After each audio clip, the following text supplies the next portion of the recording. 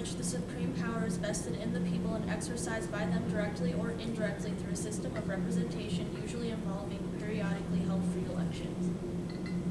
So it has to do with the people, and that's where we brought up the mental health issues. People have mental health issues makes it necessary for democracy. But you've also mentioned the fact that it also affects other health issues as well, not just mental health issues. And so if somebody is affected by another illness as well, then it doesn't affect their opinion or their voice. Where have we ever talked about just health issues in general? One, but two, what is your word-for-word definition of necessary? It is required, achieved, or present. Which one are you going to defend?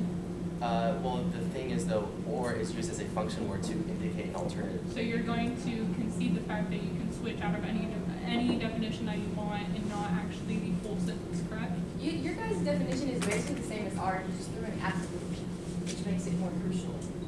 Like all And the it's other. concrete vote. If you want an example of us actually using the word required, though, in regards to our definition of necessary, in 2012, the Arab Spring uprising used social media as a means to cover critical events such as protests and platform to provide their commentary on such events using hashtags Egypt, Libya, and January 25th. The movement was able to mediate a wide range of practices of political participation among a diverse group of social media users. The government wasn't pleased, so they launched a full-scale invasion against social media platforms in order to limit it, basically. Sure, so you're defending that it's required. So I am, because of the fact that it says in Fine. order for people, in order for those That's our side.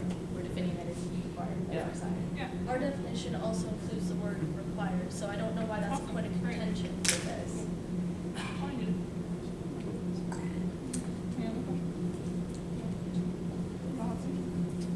How does, I don't, can you guys just expand more on the mental health? So for the mental health, mostly because there's the image of people's lives online that is not realistically unattainable with Instagram models and such like that. And then it affects their judgment in a way. And then it also leads to, we talked about cyberbullying earlier as well, which also, affects mental health, but also leads to an increased suicide rate. And that actually reduces voter turnout. So would it just be better for people with mental health issues or who are affected by cyberbullying to not participate in democracy? If you want to make that argument, that means that I was less asking a people are. question actually, I wasn't making an Time. argument, I was just asking a question.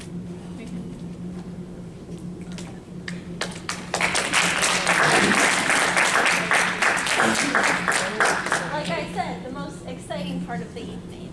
And so now we're going to move to our fourth affirmative speaker and take it away. Okay, so process of elimination, I'm Kenzie. So, let me just time myself. Let me know when you're ready. Okay, I'm ready. It's undeniable that social media plays a large role in modern society. As Dylan stated at the beginning, 95% of Americans have a mobile phone. Roughly 2.4 billion people are on Facebook alone, and there are over 3.5 billion people online today, with 2/3 of them participating in some form of social media. That is a huge number of people voicing opinions and sharing views. These numbers cannot be ignored. Given the upward trend of social media participation in the past decade, it does not seem that it will be going away anytime soon. What also cannot be ignored is the way social media has become ingrained in democracy and changed the way that it is practiced. Yes, democracy has existed much longer than social media, but in the modern age, social media has become integrated into politics, found its place as a mainstay in democracy. It has facilitated many societal changes. In the age of social media, change has been observed in voter turnout. Voting is the very essence of what democracy is, a government in which the supreme power is vested in the people and exercised by them directly or indirectly through a system of representation, or the opposition's definition of the belief in freedom and equality between people, or a system of government based on this belief in which power is either held by elected representatives or directly by the people themselves. The key in both definitions is political and social representation. Not only has overall voter turnout increased, but we are seeing higher voter turnout in demographics that have never been seen before. Voter turnout in the younger population, people aged 18 through 29, has increased by 16%. Additionally, we are seeing increased turnout from people within minority, racial, and ethnic groups that have historically been underrepresented in elections. This is in part due to easier voting accessibility granted by social media, as well as social media igniting important conversations and giving people easier access to information. Inspiration to vote is also a large part of why social media is so important when discussing democracy. Something as simple as posting a selfie with an I voted sticker or posting a photo on Snapchat with an I voted filter can inspire others to go out and vote as well. The reasoning behind social media and internet restrictions in non-democratic nations also cannot be ignored. Restricting social media is akin to restricting information and conversation. The ability to access important information and partaking in debate regarding social and political issues is essential for voters to partake in an effective and fair election. This refutes the point of the opposition where they stated that 1/3 of the population does not have access to social media, meaning that is not necessary for democracy. If anything, this pushes our point because in many nations where social media is not accessible, there is no democracy. Simply, voters need to be informed and connected, and social media makes that more possible than ever. Also, as Tate stated earlier, the notion that all information found on social media is fake, biased, and illegitimate is false. We can go back and reference the results from Reuters Institute Digital News report stating that 44% of people in the United States who use social media for news end up seeing sources from both the left and the right. That is more than twice the rate of people who don't use social media. Additionally, it should be noted that bias and fake news is not a new issue, nor is it exclusive to social media. Historically, all news media has been susceptible to the pitfalls of bias and falsehoods. It's quite common for people to seek out news sources that align with their own beliefs. Social media did not cause this issue. Regarding news, social media also gives fast access to information at a rate that has never been seen before. With examples such as Joanna's story about the monk seals and Instagram, or the never-ending stream of news that can be viewed on nearly every social media platform, it's clear that voters are now more informed than ever before. Additionally, the issue of fake news is widely known, so people are more aware now of fake news than ever before, leading them to make more informed decisions. People are now more connected than ever with elected officials than before due to social media. We now have the ability to directly communicate with people we elect regarding issues that we find important. We are able to voice our opinions, support concerns, and ideas with the people who need to hear it the most. This is extremely beneficial to democracy. Transparency is also increased, and we're able to directly influence political leaders. This lets people practice free speech and truly have an influence when change is concerned. Overall, social media does have its downfalls. We will not deny that. Social media does create a platform where hate speech and fake news can be shared. However, as we stated before, these issues are not exclusive to social media. The opposition brought up the issue of slacktivism. Slacktivism also has the ability to exist within social media, but being informed and actively caring about issues is better than nothing at all. Slacktivism also allows others to be informed through social media posts, and while everyone who sees a particular post may not go out and act on it, some inevitably will. Social media makes active participation in protests and lobbying for change more possible than before.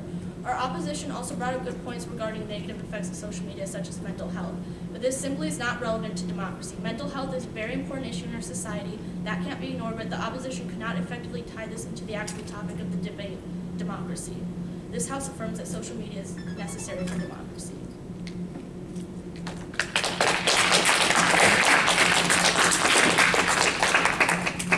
Thank you, Kenzie. And now, the fourth speaker for the negative. Whenever you're ready. We negate that social media is necessary for democracy. The main point that the affirmative only refuted in their last speech, and they didn't refute in their first three speeches, is that we have had democracy longer. We've had democracy since the 1700s. This means that we went about 200 years without social media and we still thrive. The Founding Fathers did not use social media to create the Declaration of Independence. There is not one mention of social media in the Declaration of Independence. Founding Fathers didn't go out and tweet about it. It wasn't there. They also didn't have any online communication, which is what our definition of social media is. It's a factor of electronic communication through which users create online communities to share information. This is a more concrete definition than their social media definition, which they don't even bring up in their debate, or what they think social media actually is, which means that you have to defer to our definition, because if you don't, then it's just abusive, and why are we even having this debate? Also, on the democracy point, they talk about how mental health is not necessary and we don't tie it to democracy. This is fundamentally true. They even conceded in the Grand Crossfire that democracy means for the people. We fundamentally agree about this, which means that people's mental health is actually important to democracy. That's what democracy actually means. We specifically say that it is of freedom and equality between people, a system of government based on this belief in which power is either held by elected representatives or directly by the people themselves, which means that all of our impacts about mental health still flow through. We have an increased suicide rate among teenagers because of social media. This was found through 2007 and 2017 when social media was actively ramping up. This means that in order to help teenagers and just people in general from cyberbullying, from hate speech and everything like that, we have to recognize the fact that social media is not necessary for democracy. Also, on their definition of necessary, they in Crossfire conceded that it means required, which means that it's required for democracy. That the only way that they can win is if they prove that it's required for democracy that we have social media. They ultimately haven't proved this. In multiple times of their speech, of their last speech, they talk about how it's a larger role. That does not mean that it's required for democracy. They also talk about how it's beneficial. That does not mean that it's required for democracy. We can debate here all day whether social media is beneficial for democracy, but that's not what the resolution is talking about. The resolution is talking about whether or not democracy or social media is necessary for democracy, which we both agree in the last Crossfire means required. If you don't grant them this and you grant them this vague definition of, oh, well, it says or, so we can shift out of that, that is abusive, which means that you have to defer to our definition, which means absolutely needed or required. Also, on voter, or, let's go to this, 2/3 arguments.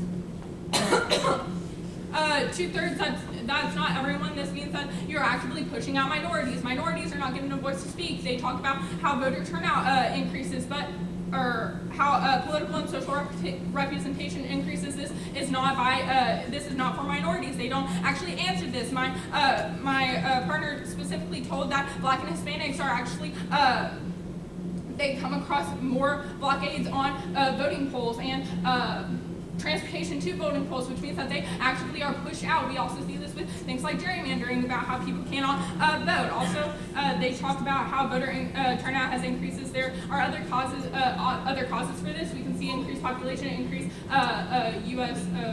Citizens, but we can also see that more people turn 18. This was effective in our first speech when they talked about this. They talked about how social media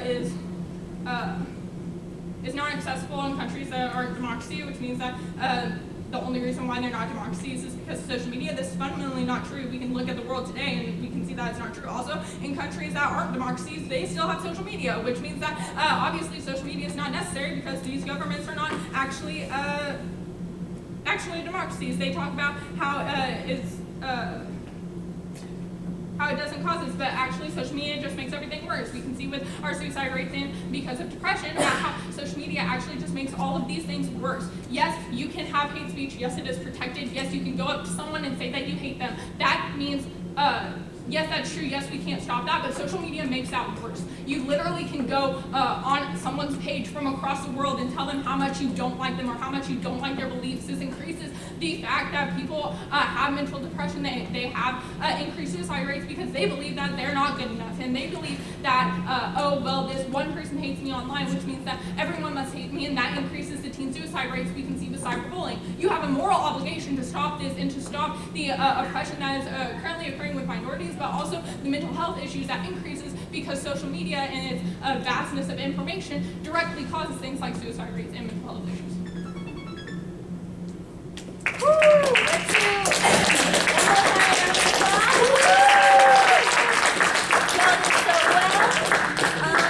Talk amongst yourself for a couple minutes. I'm going to look over my notes and and then I know you guys want a winner, so give me 1 second. I just want to be done. Look at that, you are. Yes. That easy.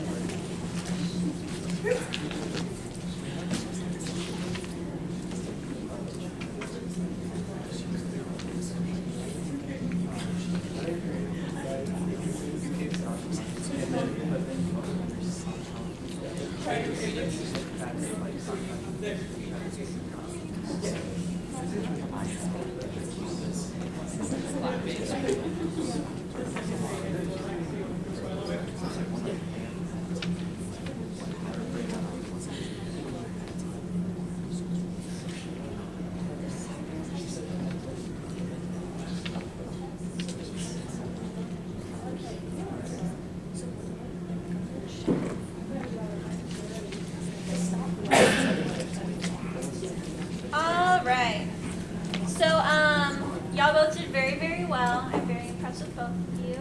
I'm gonna go ahead and give it to the app, but everyone did wonderful, and now you're all done.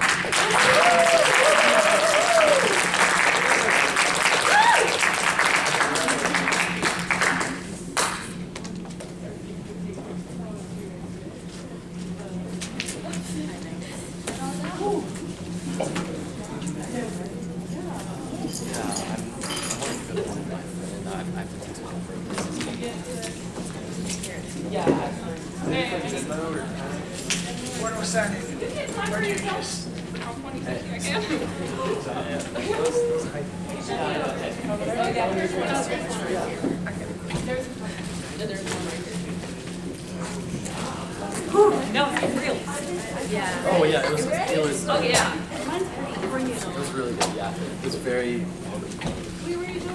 I was like putting it in stuff so I didn't forget anything. No, that's good. That's good that you. After your class. Because that's the whole point. Yeah. Oh, yeah. She didn't. She didn't.